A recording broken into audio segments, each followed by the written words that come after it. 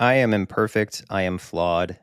There are many things in my life that I am not proud of. I made lots of mistakes. Every day I think, you know, gosh, you're ugly. I think,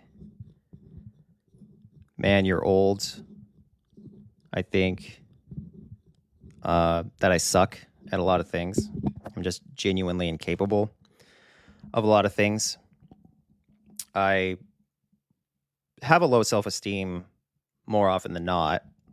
Like my spouse will say that he thinks I'm attractive, and I'm like, what does this person see in me? It's an ongoing thing. Being a person, who is almost always sad and just generally feels terrible. God, I hate that question. How are you doing? How about leave me alone? That's what I want my answer to always be. Just leave me alone. But this video is about context and accusations and stuff like that. I want you to imagine that you have a very loving family that you like being a part of, or you have a church that you like being a part of, or you have a lot of money that you would like to keep. You have a life that is counting on people not thinking you're some kind of weirdo. And I want you to think about, what if you rejected someone, you accused them of something, or you said, I don't want you to be part of my life anymore, whatever. And that person has nothing to lose. They're very scary. And I want you to think about living in a society where one accusation will end your life. One accusation. One person can say something about you, and then people will start to connect all these dots that were never really there. They won't look at context anymore. They won't consider the facts. They'll just say, oh, this person says something, and I don't want to be an outcast by not automatically believing them. Even when they change their story, yada, yada, believe them. Because otherwise, it's so popular to believe the right person in society's opinion than it is to believe the other person who has all the facts, who has all the documentation, yada, yada. It's so much more popular to go with the hype. And I want you to imagine yourself in that position. Let's say you're working for Microsoft and you make $1 million a year, and somebody says, all it takes is me not telling the truth about you and your life is over. Imagine someone says that to you, because someone did pretty much exactly that to me. And I want you to think, okay, what would you do for that person to get them to not make up stuff about you? What would you do? They have nothing to lose. They have no life. They have nothing going for them. And you have everything, because you worked for it for over a decade. Imagine yourself in that position. Try to think of yourself in the position of someone other than you.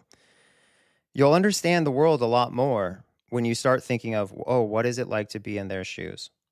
Like, I can imagine myself in the position of someone who doesn't have a lot going for them, because I don't right now. I had everything taken from me. Let's say that I'm dating someone, or I'm associated with someone who has a lot. Let's say Jake Paul. Let's say I'm dating Jake Paul. And Jake Paul is a jerk to me. Okay. And Jake Paul says, get out of my life. Okay. And then everyone surrounds me and they start saying, oh, you should say this about Jake Paul, because this is what happened to you. Even though I know it didn't happen. Everyone's surrounding me and saying this. And then Jake Paul is running his mouth on Twitter and on YouTube, etc. He's talking smack about me. And I'm thinking, you know what? You're going to go around talking smack about me? Everybody's already telling me to say this one thing. Let's say initially I do a live stream and I admit to how the relation, predominantly to how things actually were. Nothing really happened between me and Jake Paul. I can't I can't say what I won't say like, "Oh, I extorted Jake Paul," like I was extorted, like because that's just foul. And that's what happened to me, and I just don't wanna even pretend that I would ever do that to anyone. So I'm not gonna even role play there. But I was extorted, right? So this person threatened to destroy my life if I didn't give them what they wanted. And in this live stream, they admitted that. But let's say I'm doing this live stream and I'm, doing a tell all. And I say what this person said about me, that they love me, that they're regretful, that the relationship didn't work out essentially, that they did extort me. They explain it in pretty decent detail. And then they go on to say they're joking. Sure, everything's a joke when it doesn't work out, right? Anyway, so then Jake Paul defends himself. And he goes on and on defending himself using receipts and everything. But everybody hates Jake Paul. So no one wants to listen to him, right? And then they say, "Hey, you should say this, you should say that. Hey, you should do a documentary. We'll pay you like $40,000." Whew, $40,000. This is just an estimate. $40,000 to talk smack about Jake Paul. Wow. Who would turn that down other than a person with morals, right? So then I'm talking smack on a documentary. And they say, "Hey," assuming they coach you on top of paying you. "Hey, if you cry, if you look really upset, that'll really sell it. That'll really make him look terrible." And so then I do cry and I do look upset, not telling them that the many other people that, the person who accused me, accused in the past is probably the contributor to their actual pain and not Jake Paul or me or whatever. Don't disclose that. Don't disclose, that you wanted to not exist prior to ever talking to anyone and that they were actually allegedly, according to you, the reason that you exist in the first place because they gave you hope and kindness.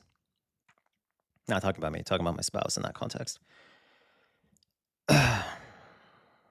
Imagine yourself in the shoes, of Jake Paul in that situation. You're watching a TV show pushed by a multi-billion-dollar corporation of someone pretending you're the worst thing ever, and they're getting paid to do it.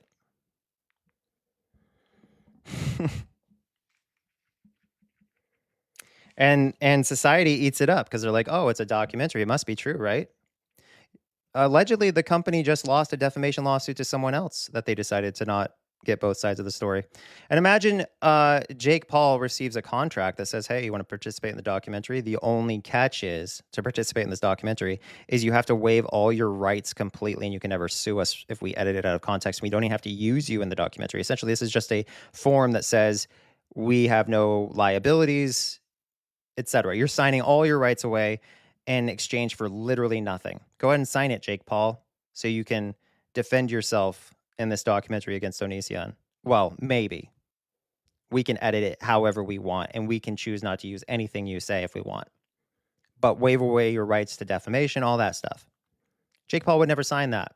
No intelligent person would ever sign that. And then they'll say, this person declined to comment, which makes you look worse. Imagine yourself in Jake Paul's shoes in this situation. And society keeps hammering on you and hammering on you and hammering on you, using the rigged game against you.